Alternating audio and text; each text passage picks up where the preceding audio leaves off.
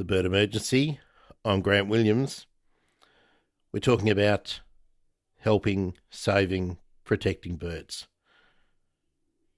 And for this episode, I'm really chuffed because I'm speaking to someone who I've been Twitter stalking for a long time.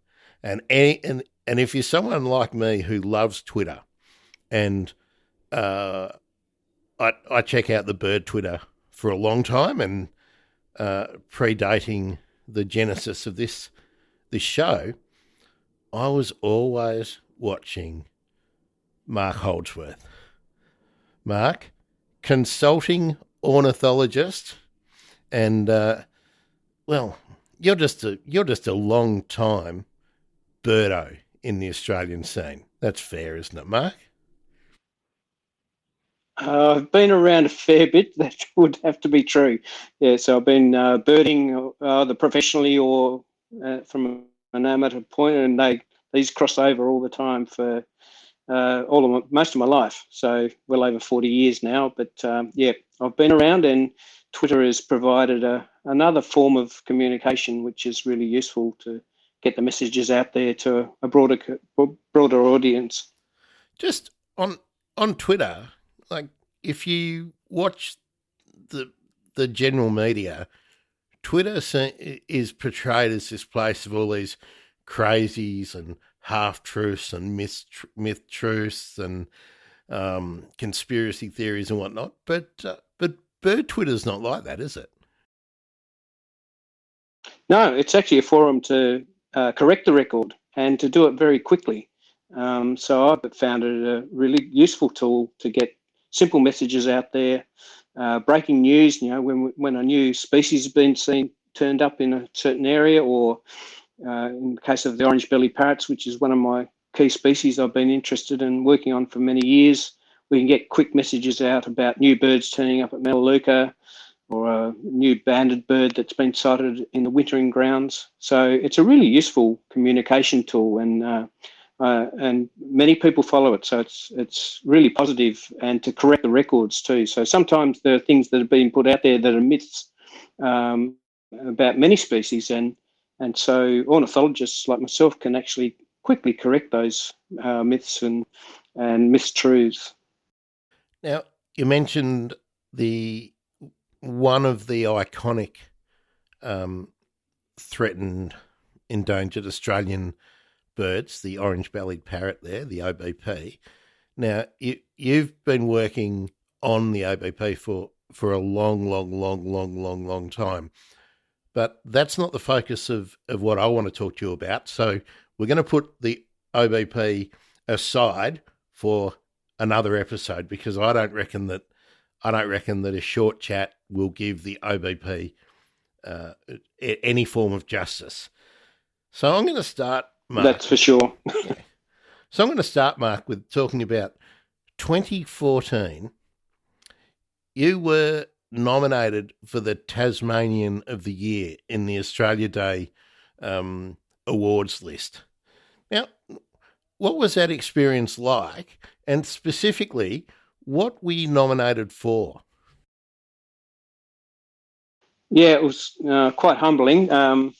So I was one of 4 finalists for Tasmania, and the award, or the nomination, was for my work in conservation, but also to encourage other people, young people, to become involved in ornithology, in ecology.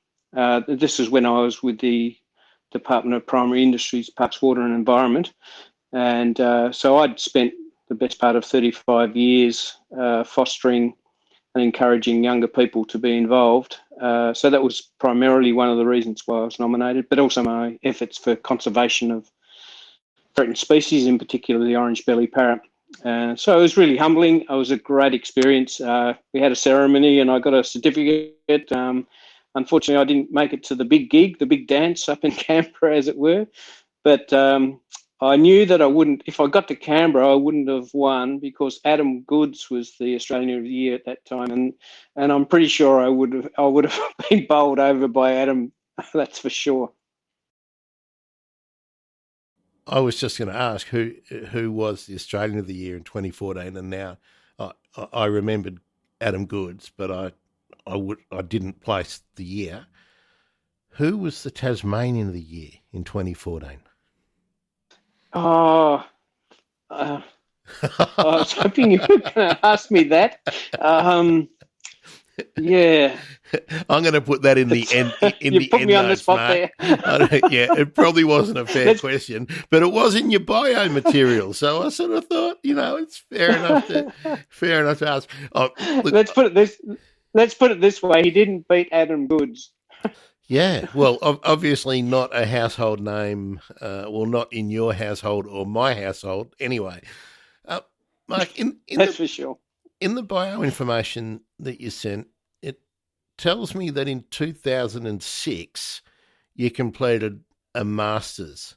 Now, what was your master's in, and did you keep going in academia, or did you straight away get out into practical conservation? Yeah, well, this is a longer story. The backstory of this is more important, I suppose. So I started off as a trainee ranger with the Parks and Wildlife Service way back in 1979, at the ripe old age of 17. So this is in the days when governments gave traineeships, which were permanent public servants, and we spent 4 years learning to be a ranger in the parks all around Tasmania. So I cut my teeth in park management in all of the major parks around Tasmania. And included in that, we spent a lot of time in head office and worked with some of the specialist sections in then was called Magnet Court down in Sandy Bay. So I spent, and I was already into birds in those days. So I spent several months working with the wildlife management section, and that was the first time I actually went down to Melaleuca and worked with the orange-bellied parrot. This was back in 1981, it would have been. And so that's when I first became acquainted with the orange-bellied parrot, which was a dream job. So I spent the early years of my career working on that bird with some of the specialists, but then moved on to go on to be a ranger, but then sort of evolved over time and got back into wildlife management as a permanent officer and crept my way up through the system.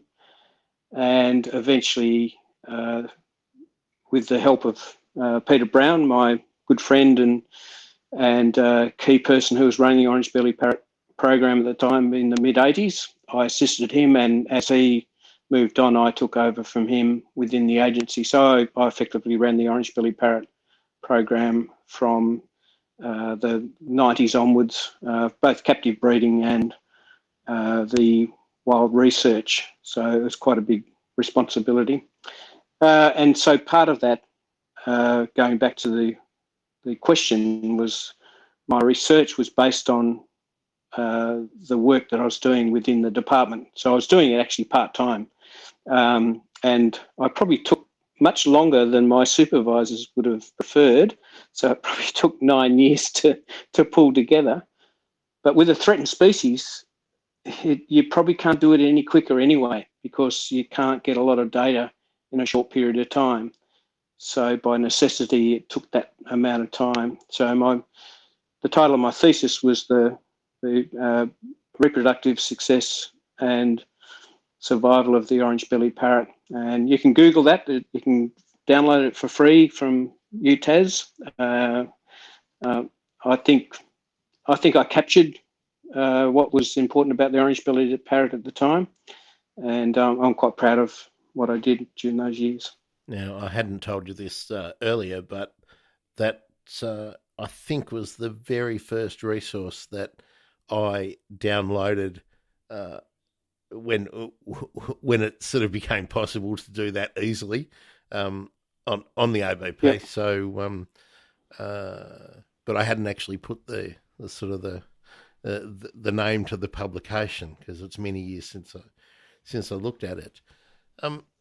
Mark, did you go on with any further education, or did you then just and I shouldn't say just, because there's two real pathways for people to be involved in conservation, and you don't need to go back into the lab and be crunching numbers on the computer. So tell me which path you took. Yeah, well, as a permanent public servant, I had no need to pursue the academia. I mean, there was an opportunity there to go and do a PhD or to be more scientifically inclined. But because I'd already spent the best part of 35 years in the career and actually doing things, so I'm a bit of a doer rather than a writer. So I was comfortable to be able to keep going with what I was doing and use my experience in all sorts of fields. So, it wasn't just the orange-bellied parrot, but I was involved with and still am in the swift parrot recovery team. I manage the captive breeding of Tasmanian devils, so I help establish the captive breeding population as part of the insurance population during my later career within the department. And having responsibility for a large team. So my section at its peak was 25 people I was managing there. So it's a huge responsibility, and I took great enjoyment, and I involved a lot of other people in the program. So I didn't have any real desire to go on and do any further research, although I still am interested in science and still conducting scientific programs. That never stops. That's always part of our work as conservation managers. Science is always part of it. You can never get away from that. In fact, it's vital. You have to collect information and publish and communicate those results as widely as you possibly can. And probably the closest that I've got at the moment is I'm running a long-term study on the Christmas Island Goshawk. So I've been running that since 2006. It started in 2004, and so we go up there and each year banding the bird. So it's a long-term colour banding study. So I've never walked away from actually doing research, but I didn't have any desire to go into academia at all. Well, if we're still friends at the end of this, Mark, that'd be a project that I'd really like to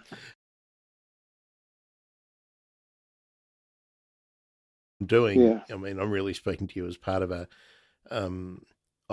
islands sort of series, and I'm talking to Rob Davis soon about the Pacific birds and the issues that are faced on small island nations and small island states that don't have the kind of resources that we have here.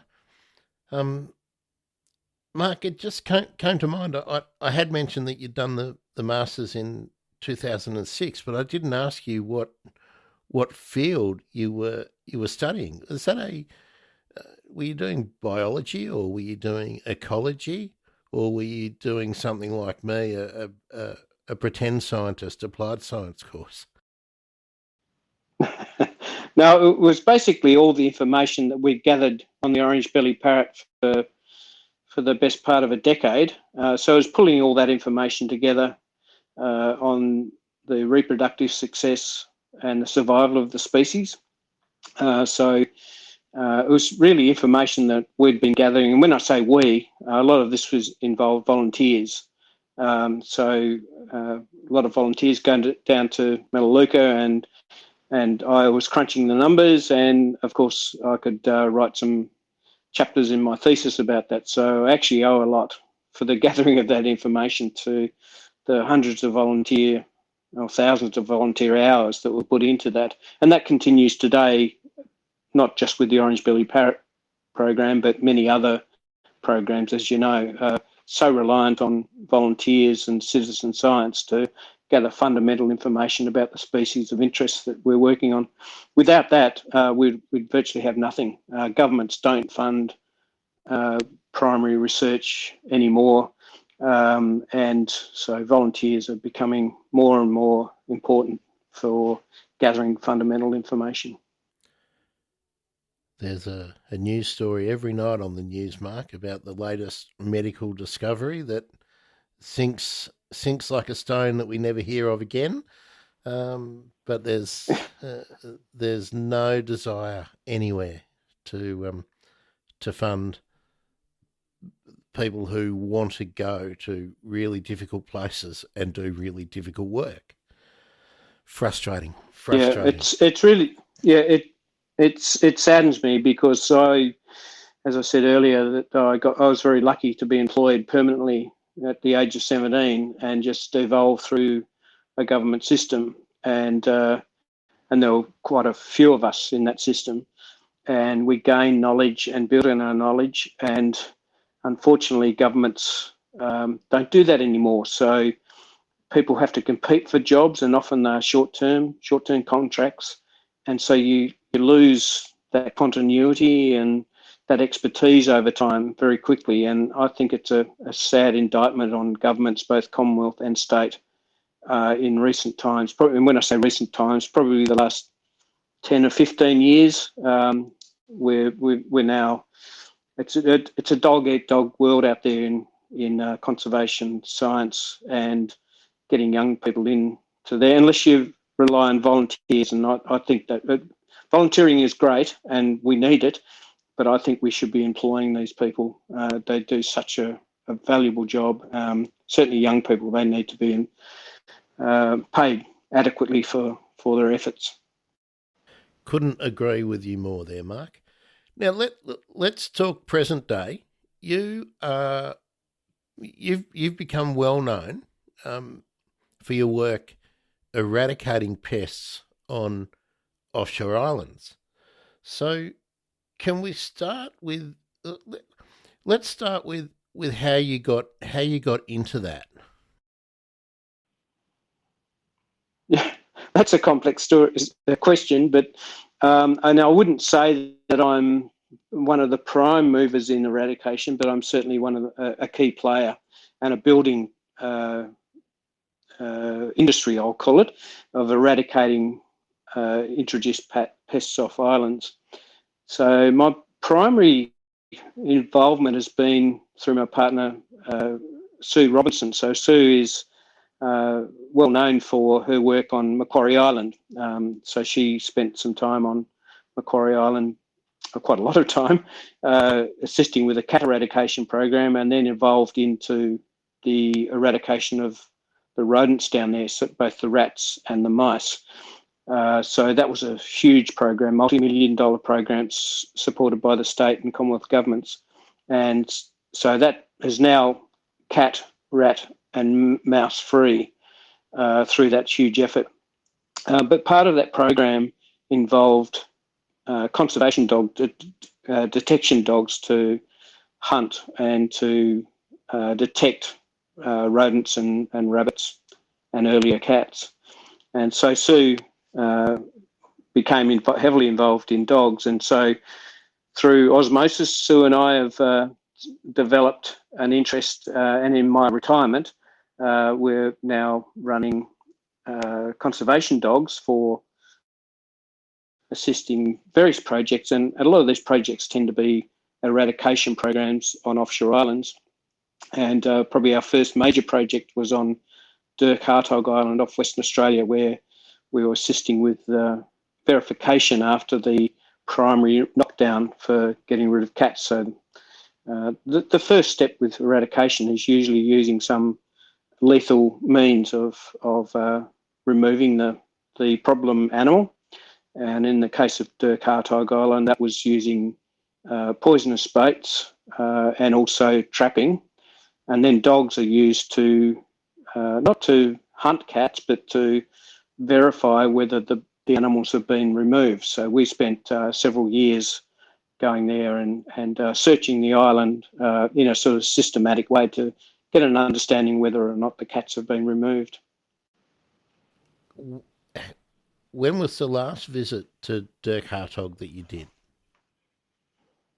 Oh, that would be 2 or 3 years ago now, but it has been declared cat-free. A couple of years ago, it was declared cat-free. I think it's 1 year after the last live cat has been sighted, it's been declared, and so that's a success. So that's the largest island in the world that cats have been removed from. So it's sort of 75 kilometres long and about 5 or 6 kilometres wide, about 600 square kilometres, huge area. And now they're actually introducing native animals onto the island. So some of the hare wallabies have been put on there, and I think dibblers may be put out there sooner or later.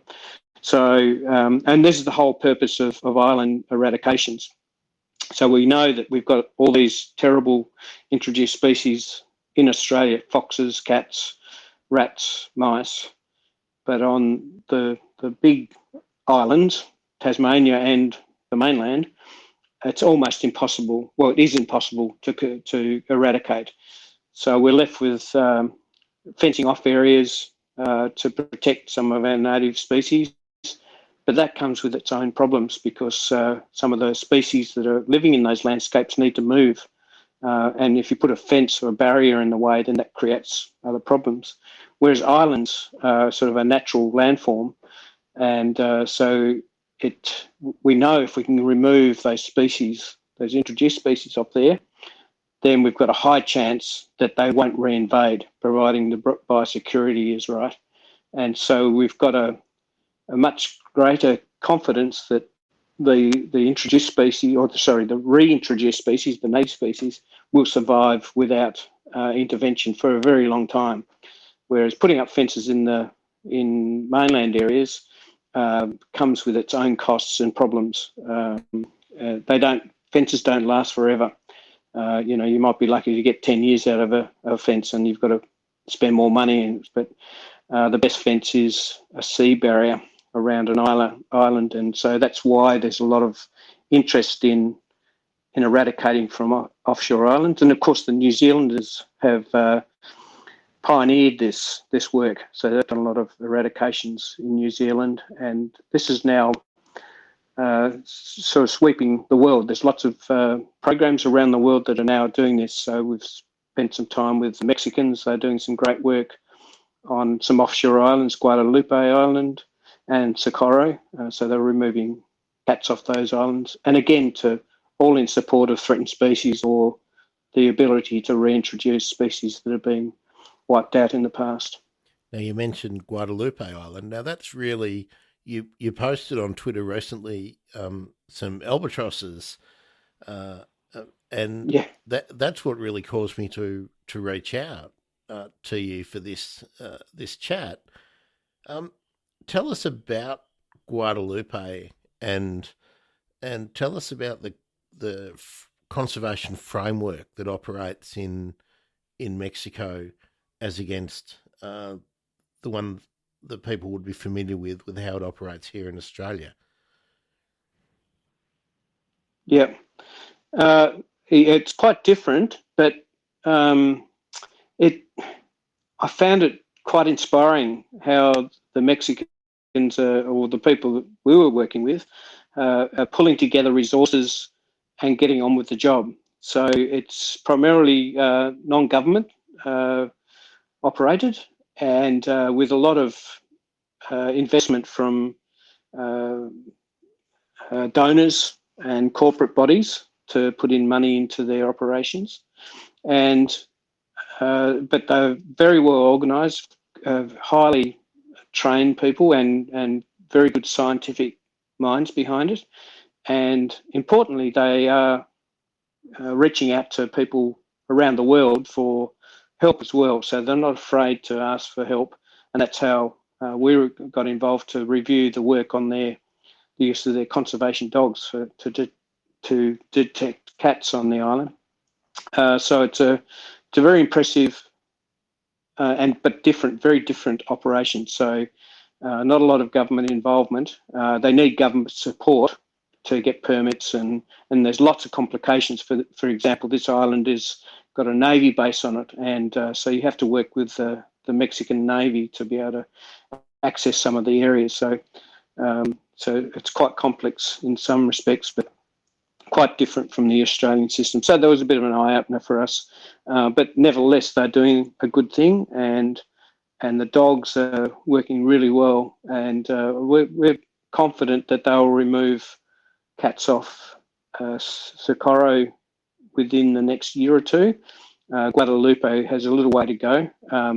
Primarily, again, it requires some primary knockdown, and in that case, it's trapping. For better or for worse, the Mexicans won't allow poisoning on these islands, so they have to rely on hunting techniques, so shooting and trapping. So it's a lot of hard work, hard yakka for trappers and shooters to get out there and remove the cats. And I should add, when I talk about killing animals, none of us who are involved in eradication programs take any pleasure from killing animals.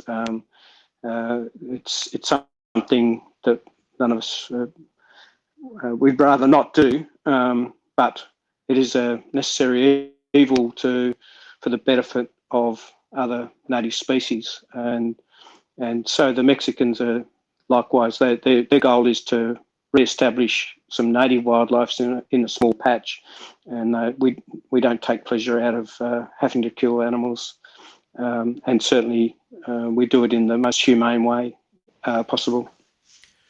I recently spoke with Scott Mowat in New Zealand, and he was telling me about their fenced-off reserves and that and their offshore island programs, and that when they had eradicated from some areas weasels, ferrets, and stoats, that sort of sounds like good news, but that then cats came back and rabbits came back because their predators were gone, and that there were sort of unintended consequences of the predator removal. Is that something that that you've seen on? Well, let's start with Mexico, with Guadalupe. Is that going to be an issue for them? Have they got particular problems with rodents coming back there? They do have house mouse on there, but generally with rats and mice, they don't respond to predators as much as they do respond to changing food supply. So we all know about mouse plagues on mainland Australia, and you could throw in 1,000 times as many foxes and cats, and they would never get rid of the mice when there's a plague on.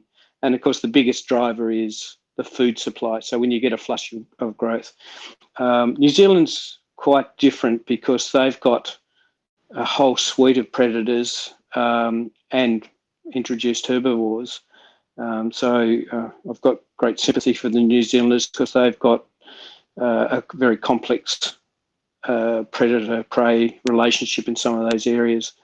Mostly these islands have very simple systems. You might have one predator that's introduced and maybe, say, a cat or black rat and in some occasions mice. And usually they're pretty easily to deal with. If you've got several predators and many different herbivores, then that gets really complicated. Ideally, you remove all of them. And in the case of Macquarie Island, that's exactly what's happened. So we've got rid of cats, we've got rid of rabbits, and then both the rodents. So it's now introduced predator and herbivore free. So that's the ideal. You mentioned that there's many island projects that you've been working in alongside Sue, and she's the dog expert and you're the bird expert. Is that how Yep. that how harmonious? That's how it works. That's how that harmonious partnership works. Now you worked on Yep. Lord Howe Island. Now Lord Howe is a protectorate or an island for New South Wales. That's right, isn't it? That's right. Yeah. So how was that? What was the genesis of your involvement in that project? That's not one that I've looked at, but I know that Lord Howe Island has uh, a number of unique subspecies or races of many different classes of animals. So how did the Lord Howe Island project come about, and how successful has it been? Yeah. Well, the Lord Howe Island has long had a problem with introduced black rats and mice, but particularly the black rats. It was long known, this is going back decades and decades, that they had a problem with the Kentia palm industry. So Kentia palms are harvested on the island, the palm seeds, and they grow the plants for the nursery trade. But one of the big problems was the rats were eating the palm seeds. So the locals knew about the problems of rats, and in fact, I think there was bounties on rats going way, way back. So the locals were very familiar with the problem of black rats. But then, of course, we do know that rodents are devastating for nesting seabirds, and so Lord Howe Island has got a great array of nesting seabirds, burrowing petrels, so fleshy-footed shearwaters, little shearwaters. We've got Providence petrels and various other burrowing petrels that nest on the island, and we know that rats will utilise these resources when they can, so eating eggs and also small chicks and even adults. So it's clear that they are devastating on seabirds. So the other feature of Lord Howe Island is it's a World Heritage Area, and having an introduced predator effectively on the island like black rats is sort of against the ideals of a World Heritage Area. And so over many years, and I do mean many years, it's probably the best part of 20 years it probably started, various people in various positions have agitated to consider removal of rodents from the island. But it wasn't until recent times when the technology became available, similar to Macquarie Island, to be able to do this in a much more sophisticated and accurate way. And that's the use of aerial baiting, so using toxic baits to distribute across landscapes in a even way.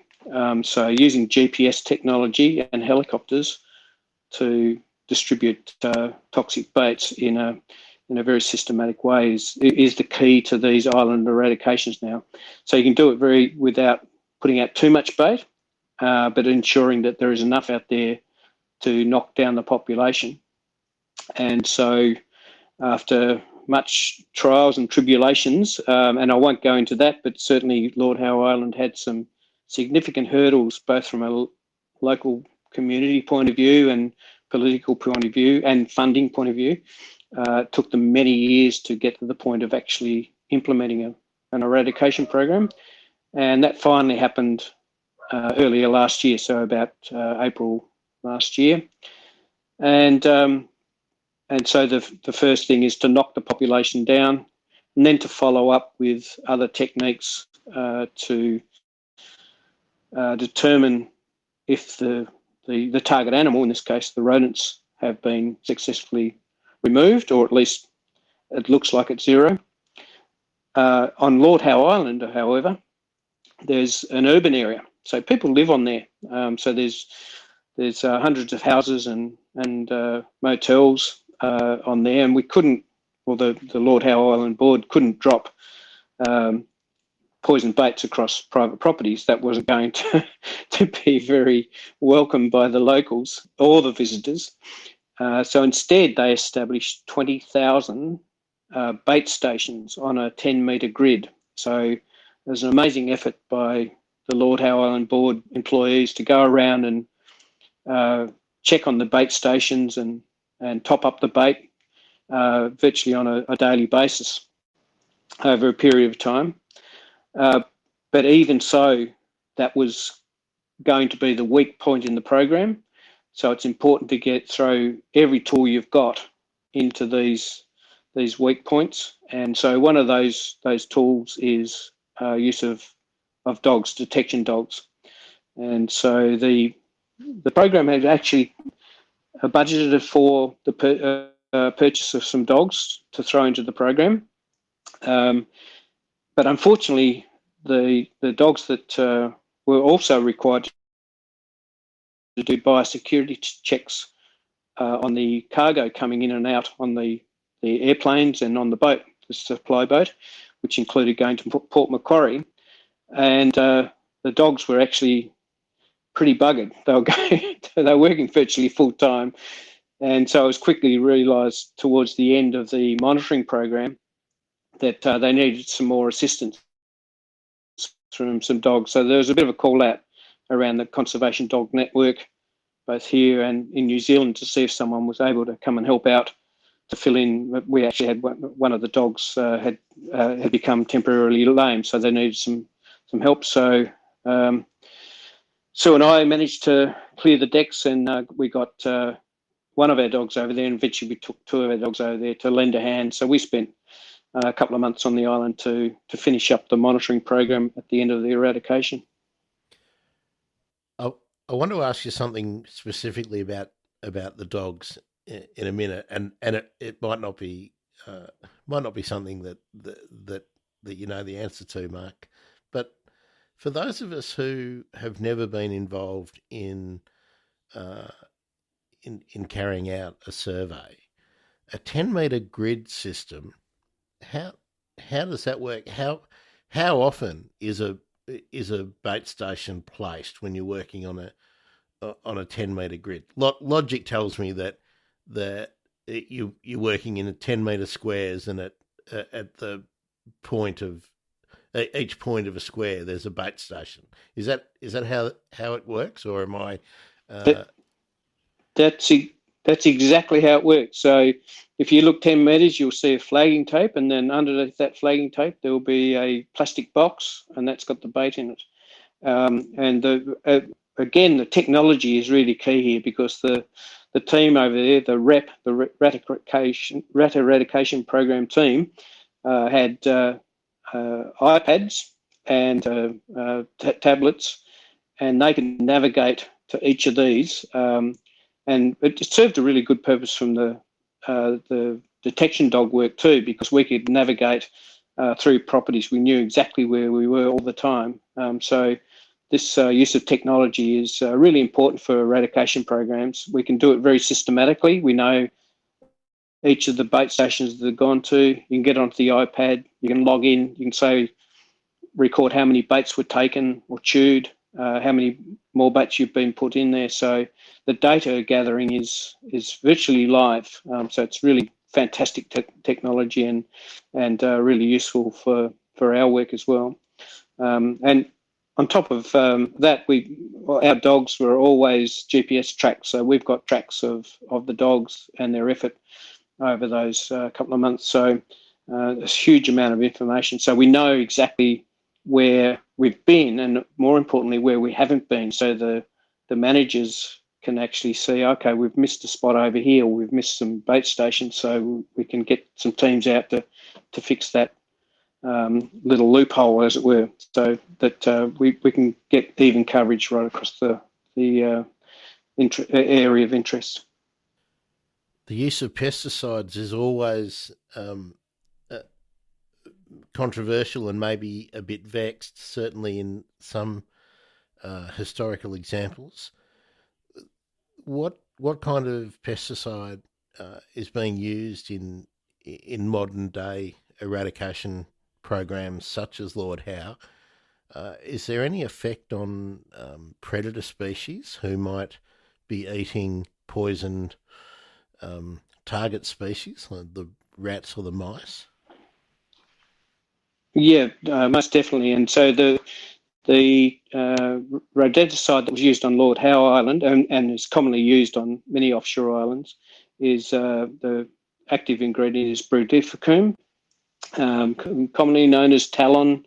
It's a single dose rodenticide, so it kills the animal quickly. But unfortunately, it's very toxic for secondary poisoning. So there is a risk for predators that might see a sick rat flopping around on the surface, and so there is a risk to killing other species. Now, in the case of Lord Howe Island, those species were the endemic subspecies of the currawong. Might be a species now, I'm not sure.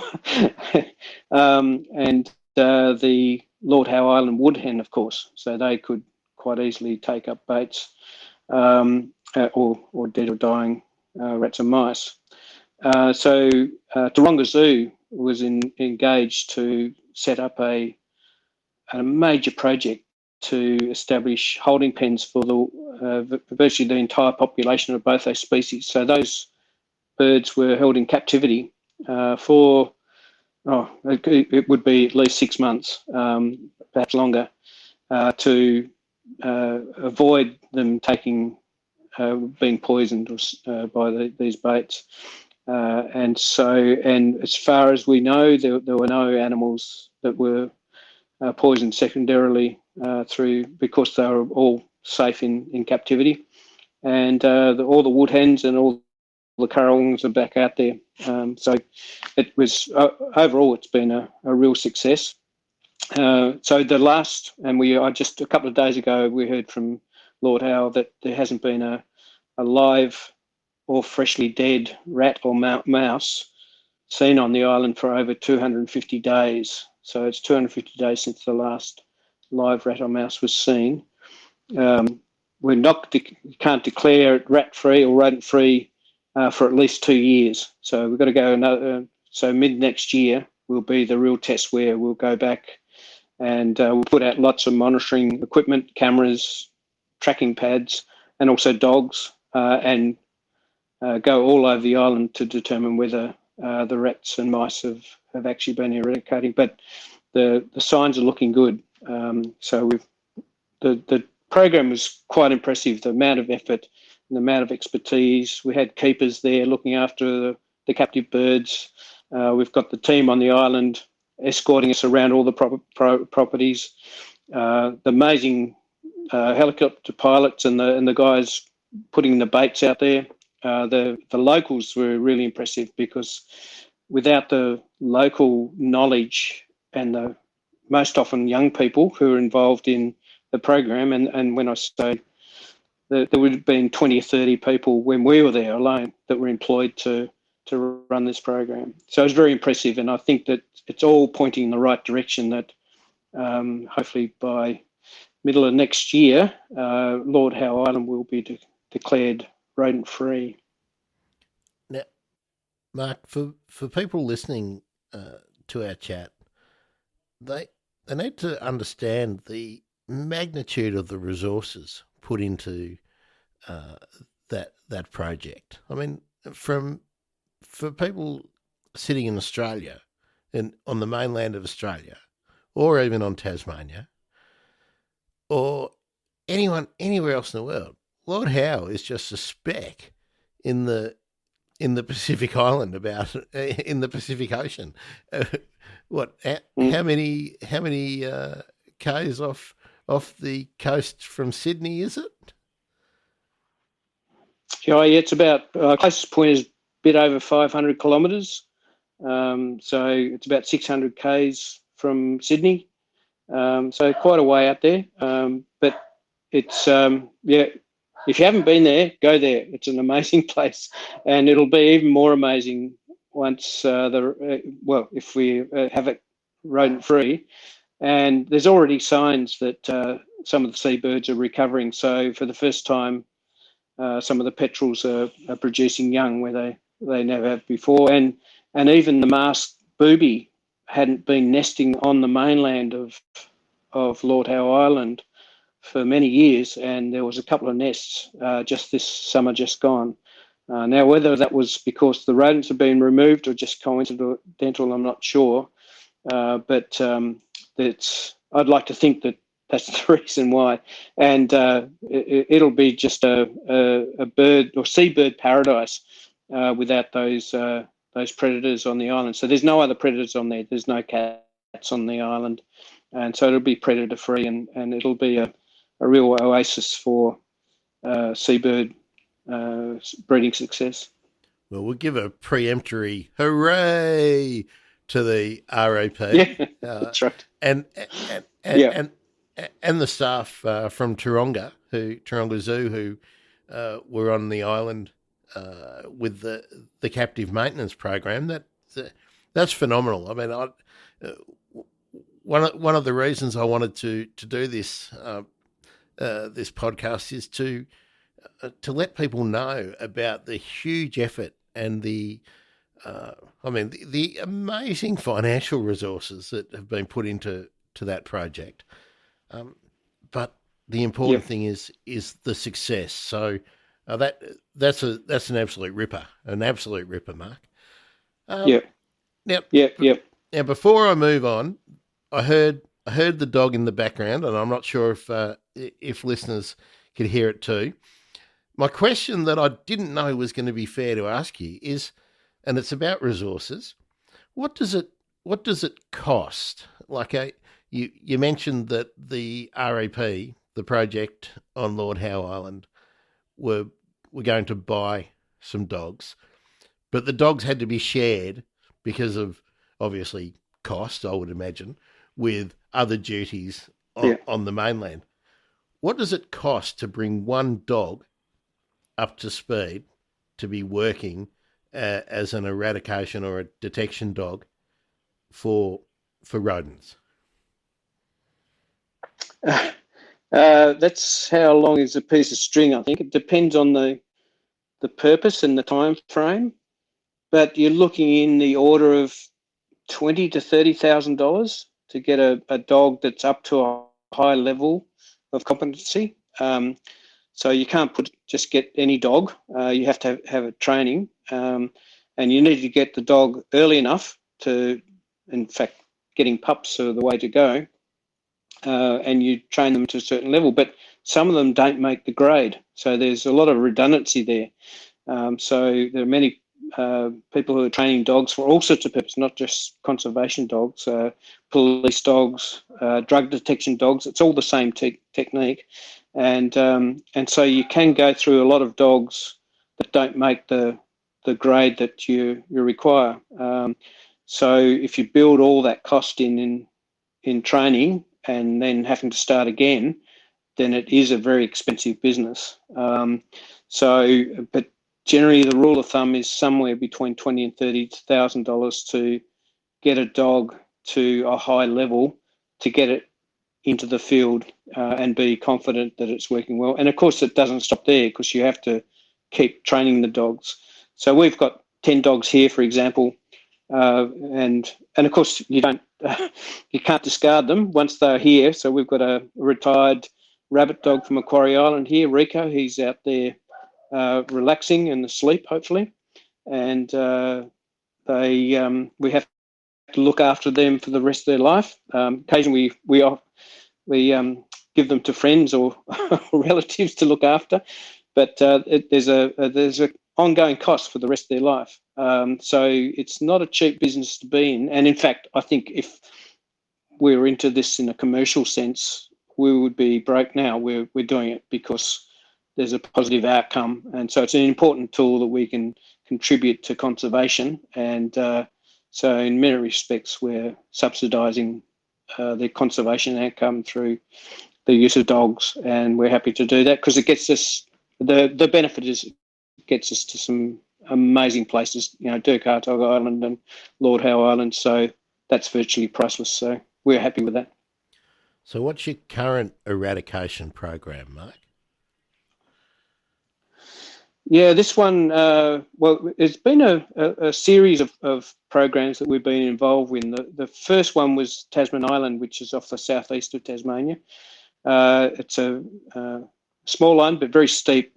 People would be familiar with the Three Capes track, very spectacular coastal cliffs, and there's an island just off the corner of the Capes. And called Tasman Island, and that had a population of somewhere around 50 feral cats on there. And this is quite a few years ago now, but the Pennicott Foundation was kind enough to provide resources to help with eradication of the cats off that island. So the Pennicott Wilderness Journeys does tours around the Tasman Peninsula and around Bruny Island. And of course, they gain a huge business through tourism. But Rob Pennicott and his family decided long ago that they're getting enough out of their business that they would like to turn it back into conservation. And the first cab off the rank was clearly Tasman Island, because they were doing tours around that island. And an effort was put in. Sue, principally, and some colleagues on the mainland, Michael Johnson, used a new toxin called PAP and field trialling a technique for distributing this toxin as the primary knockdown.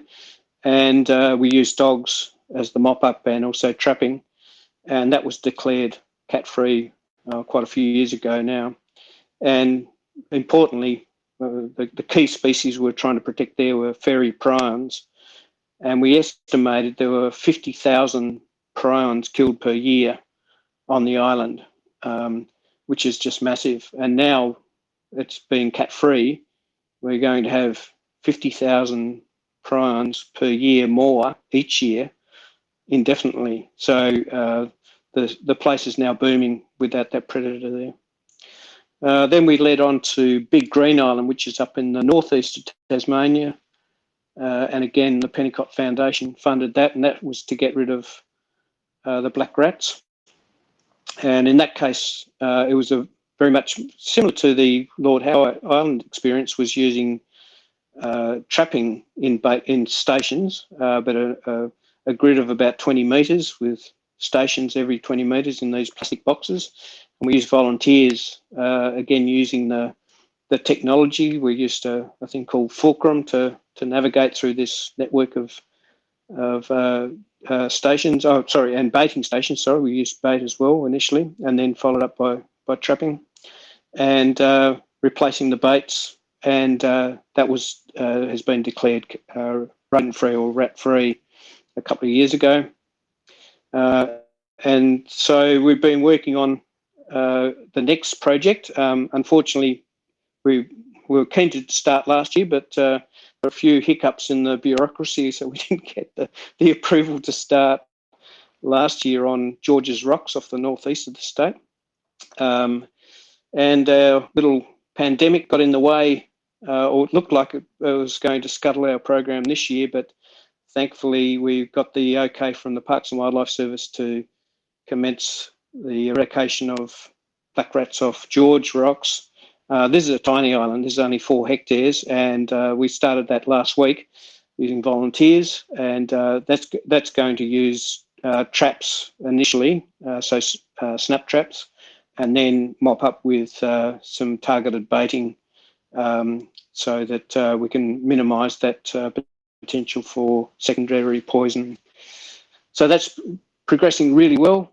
So we're up to 149 rats on a 4-hectare island. We think we might be down to the last 10 or 20 animals, and with eradication programs, that's always the hardest ones to get. They're going to be the smart ones, and so that's when the targeted poisoning and possibly the use of dogs will come into their own. What's on 4-hectare island? What's the bird species there that you're looking at protecting? Yeah, the species that are still hanging in there in reasonable numbers are fairy penguins and short-tailed shearwaters, so they're pretty robust. So the adults certainly aren't predated on by black rats. But the ones that are almost certainly been wiped out is the white-faced storm petrel. So it used to be an island that had quite a few hundred pairs of white-faced storm petrels, a small burrowing seabird, and they haven't been seen on the island for many years now. And almost certainly the crested tern colonies, which also nest out there, have been impacted on. So we would expect when we remove the rats from the island, that the storm petrels will return. There's still storm petrels within the area, and we'd also expect things like common diving petrels to turn up, and the crested tern population to increase, so they'll be more successful.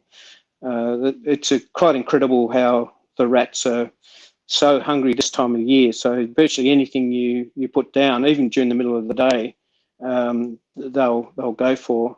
So it just shows that even on a small area, they can manage to hang in with even a small amount of resources. So when those seabirds turn up in the spring and summer, they must get hammered so badly. So it'll be interesting to see what the response is once we remove these rodents from the island. And of course, they've turned up on shipwrecks almost certainly. So they're quite a long way from the mainland of Tasmania, so unlikely to re-invade. And so we're really confident it'll be a positive outcome for the seabirds. More good news, Mark, and that's what we're all about. What's next, Mark? What's the next project?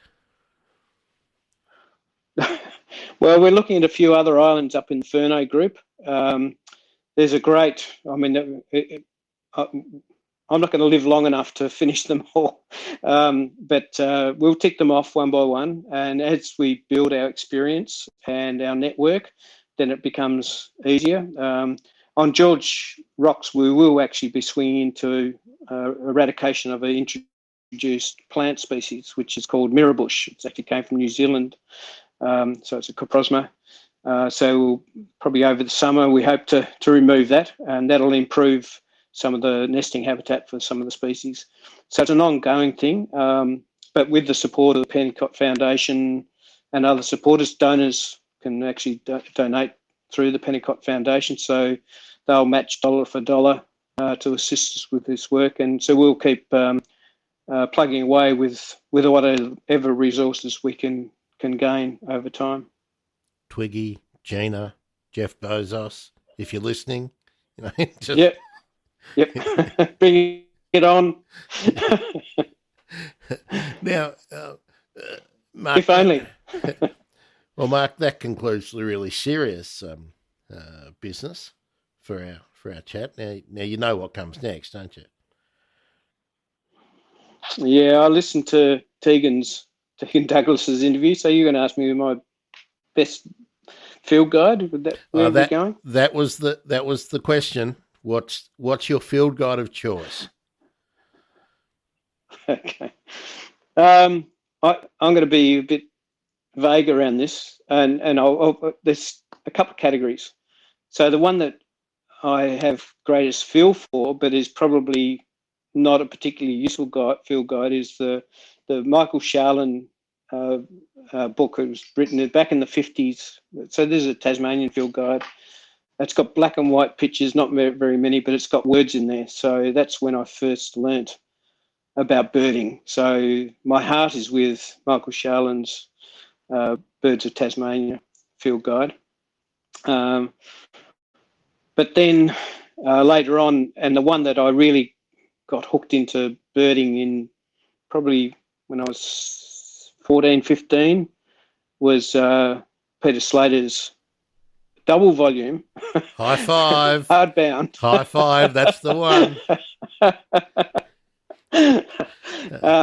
Not particularly. Now, what was it? It's pocket size, but cumbersome. No, yeah, that's right. Too big for your pocket. Sacred Kingfisher on volume 1. Eastern Yellow Robin on volume 2. That's right. And what were they? 7 years apart? That's the other ones. Yeah. So these, ironically, I took, these have been everywhere with me, including to Macquarie Island. So I'm not quite sure, the non-passerines was okay going to Macquarie Island, but why I took the passerines to Macquarie Island, I don't know. But that's been walked around all over Macquarie Island. And in my earlier career, that they were constant companions. So that's probably my go-to in a romantic sense, I would say. But I like all the ones, Pizzity, night, and Menkor's one. I've got to put in a plug for Pete Menkor's. He's a good friend of mine. They're all got their strengths and weaknesses, and I have to say that nowadays the old app is the go-to. So, but I've got a love for the real thing in the hand and something weighing down the backpack when you're out in the field. Valet Peter Slater. Indeed. A great pioneer in the field. And I think I shared in an earlier episode that my volume 1 got worn out. But the actual story was camping under a beautiful manna gum on the shores of, or on the banks of the Acheron River, sound asleep, about 3 inches of rain. My book got wet, got destroyed when my tent flooded. So I learned some lessons. Now you mentioned that it was a Tasmanian field guide that helped you get the awareness that you were pretty into birds. What you're reaching for it? You're reaching for it. I can hear it. Yeah. There it is. It's not much. Just a little hardbound. Yeah. I think again, at the risk of making it all about me again, we had here Angus and Robertson there, the imprint on your one. We had the Gould Lovers, the Gould League of Bird Lovers series, numbers 1 through to 7. I think 7 was where I stopped collecting them, but they were the things as a kid that really got me going. Were you? Did you get enticed into birds, or were you just always fascinated and really into them? I think I was fascinated through my dad, because he came from the country up the Derwent River, and we used to go trout fishing. So as a little tacker, I'd spend time in the bush with Dad, and we'd see things as we're just walking around trying to catch fish, mostly not catching fish. And one of probably the thing that's burnt into my memory is what he called diamond birds. And I actually managed to see one, and the diamond bird, of course, is the spotted pardalate burrowing into a bank. So as probably a 5 or 6 year old, I can remember Dad pointing these out, and they were the most, even without binoculars now, they're just sitting on the bank. So I reckon that's when my first desire to look at more birds started, and it evolved from there. But then when the first atlas came out, or there was a call out for atlases in the 70s.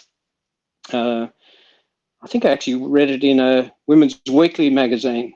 There was a little article about birding and a call out for volunteers to check out birds and atlas. So that's when I've first got involved semi-professionally and more seriously, and that was the time when I had to get a decent field guide and some binoculars, more importantly.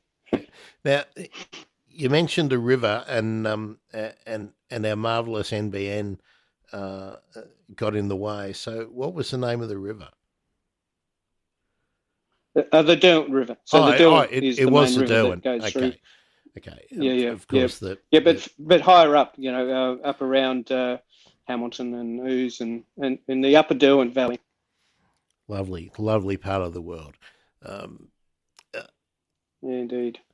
What's your favourite piece of equipment for when you're heading out on any kind of expedition? Binoculars. I'm naked without binoculars. And I've actually accidentally left them. I think the last time I left them was at in a car park at a motel in Carlton before I caught the ferry back to Hobart. And I'd nearly got to the ferry, and something told me that the binoculars weren't in the car. And I stopped and I looked, and they weren't there. And I'd actually placed them down before getting in the car. Swarovskis, good ones. And I had to go back and make myself late for the ferry. And believe it or not, the binoculars were sitting in the car park there where I'd left them, and no one had noticed. So, well, and they're still with me. I was just going to see if Mr. Swarovski was listening. He can just look you up and get a package in the mail. All right. That's a horrible feeling, isn't it? When you remember that you've left something somewhere, and it's heartbreaking. You go back and it's gone. So good on you. That was the good people of Tasmania, Mark. They're looking after you.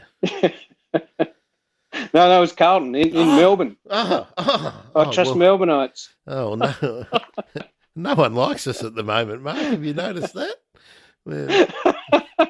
Super spreaders. I don't know how long that's going to last, but no one's allowed to come here. We're not allowed to go anywhere. But it just means we can. You'll get through it. We will. We'll soldier on. Mark. Yeah. I'm going to ask you these in the wrong order because I'm really interested. You've been to so many amazing places, and you're still working on a project on Christmas Island. Where's your favourite place to go birding? To go birding? Yeah, not working, birding. To go birding. Look, I also do some work in the Simpson Desert for University of Sydney, and I've been doing that for the last couple of years, doing some general bird surveys for Ayrshire Talek as part of a long-term study, looking at bird assemblages in arid lands and how they operate. And so the Simpson Desert, but more generally arid Australia, coming from Tasmania, it's just such a amazing environment. We're used to seeing hills and not much of the sky, but getting out into arid lands. So the Strzelecki Desert, Simpson Desert, Air Basin, and the bird life in those areas are just astounding. And sometimes you go there and there's virtually nothing, but then other times you go there and everything is booming, and budgerigars by the hundreds of thousands. It's amazing the extremes in that country and how my idea of deserts was desolate, but it's far from the truth. Deserts are some of our most productive environments from a bird perspective, that's for sure, certainly following the rain. So I'm actually looking forward to getting back up there if Queensland opens its borders in the next month or two, and really looking forward to getting back out into some big sky country. Yeah, the Channel Country is pretty amazing. Great place. Yeah. I probably don't need to. No, actually, no. It's probably not a question that needs to be asked, Mark. But you've seen Lake Eyre in flood.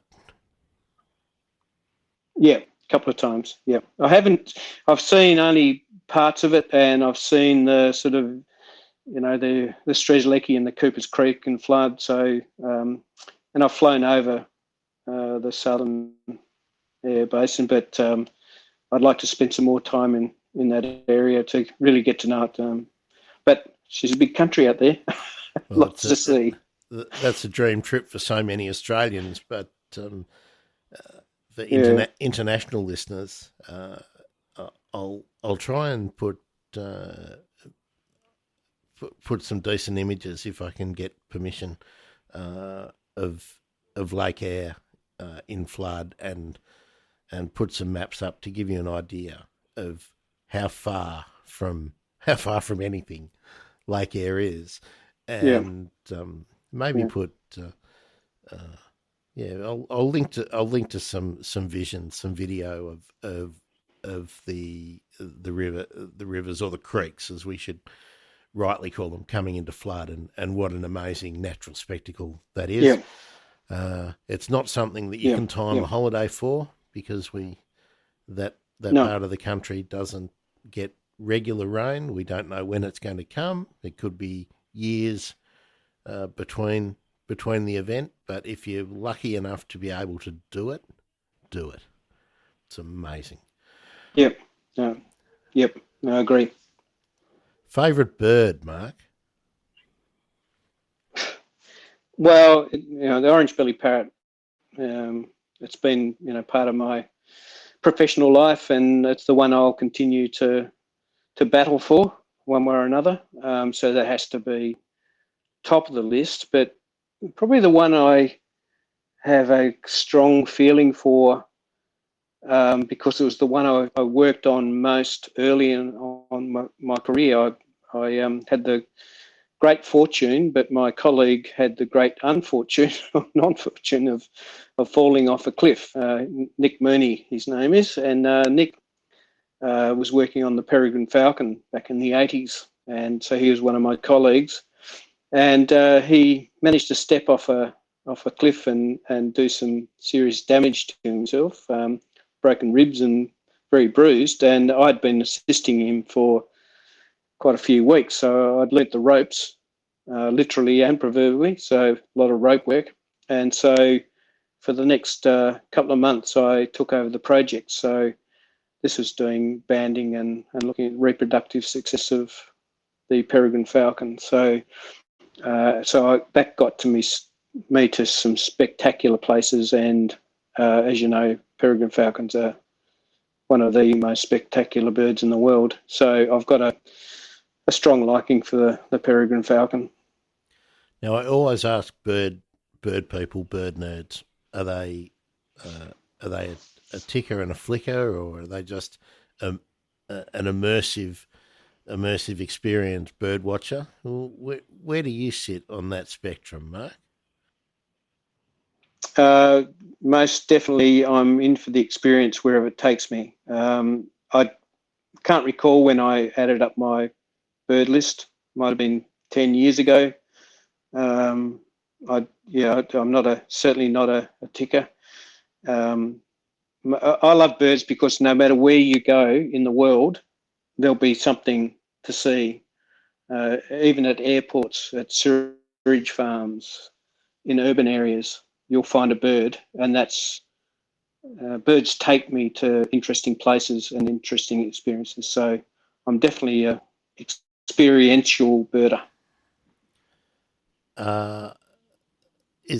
Is there? You're not maintaining a list, but do you have like a bird bucket list? Is there something that you really want to see that has eluded you, or is there a trip you're planning to go and see that one special thing?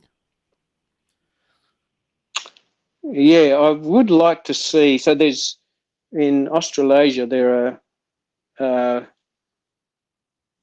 what are we? I'm trying to count them up. There are 4 ground parrots, or parrots that are live on the ground or nocturnal, and that's the eastern ground parrot, the night parrot, the western ground parrot, and the kakapo. All very similar in coloration, but all quite different in their habits and habitats. So I've seen 3 of those 4, and I want to get the 4th one. And is that the western ground parrot? It's the western ground parrot. Well, I'm going to say that. So I was lucky enough to. So eastern ground parrot, that's easy. That's near orange-bellied parrots in Melaleuca. I see them all the time. But I've been lucky enough to see the kakapo back in 1995. So we're working on on threatened species over there many moons ago, and was lucky enough to connect with the kakapo. And I have been involved in the night parrot program, both in Queensland, in the Diamantina, and in Western Australia, with some of the captures and recoveries of birds there with some of the researchers. So I've ticked all the two of the hardest ones off, as it were. But the Western ground parrot is proving to be my bogey bird. The bogey bird. Well, Mark, if you get to see it, you're going to be one of the very, very, very few people who have been able to see one in recent times. Yeah. Unfortunately, I was listening to Tegan's talk, and it's certainly one that's desperately close to extinction. That's been hammered by feral predators and fires, and they've got a long way to go to get that one over the edge. So hopefully I'll be able to see it. I have seen it in captivity, but I'm not going to count that one. I want to see it in its habitat and again experience where it lives and how it lives, and the environment it's in is more important to me than the actual tick. But I'll take that one if it comes along. Yeah. Now, Mark, you kind of alluded to what's in store for you in sort of the next step along the line. But let's say, I usually say 5 years from now, but I reckon in 5 years you're still going to be running dogs around the world and chasing down rats and mice without a doubt. So let's put the horizon a bit further out. Where do you see yourself? What do you see yourself doing in, say, 10 to 15 years? Well, we've got it. We wouldn't mind spending a bit more time on Christmas Island. Too often we only go there for a week or two, and it's never long enough. So a semi-retirement in the tropics of Christmas Island, particularly during Tassie winters, is quite appealing. And the beauty of it is Christmas Island has got heaps of birds all over it, even in the urban areas. So that would be a place there I could quite happily retire to. And by the way, that's one of the programs that may come up soon, is the eradication of cats off that island. So in the very near future, I'm hopeful that it'll be cat-free, which again will be a real bonus for that island. Oh well, I could make a political joke there and say maybe you could get a rat eradication program going, and a certain minister might fly in just for that, and you could do us a favour.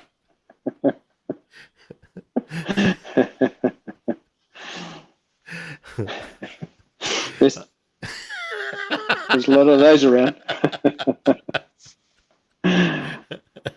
I don't think that'll make the final cut, Mark. No. Leave that well alone. That I might put that in the bloopers thing for episode 100, maybe. Yeah. All right. Yeah. Well, I think I'll just have to do our sort of wrap up now, Mark. So, well, Mark, thank you so much for having a chat. I've learned a lot, and it's really great to speak to somebody who is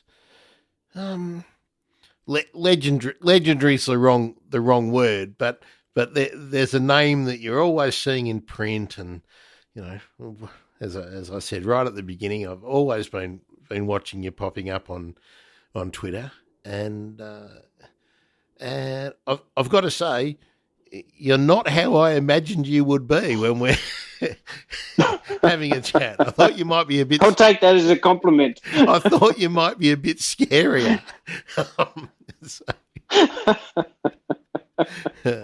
So, well, Mark, The legend precedes me. that's right. You, Mark Holdsworth, the legend. Oh no! Thanks so much for agreeing to take part in the bird emergency. Of course, the whole reason of doing the bird emergency is not only to talk about the birds that desperately need our help and the programs and all the big efforts that people are making to try and ensure that they all do hang on, but also to meet some of the people and get to know them and appreciate the long time it takes to make an impact in conservation.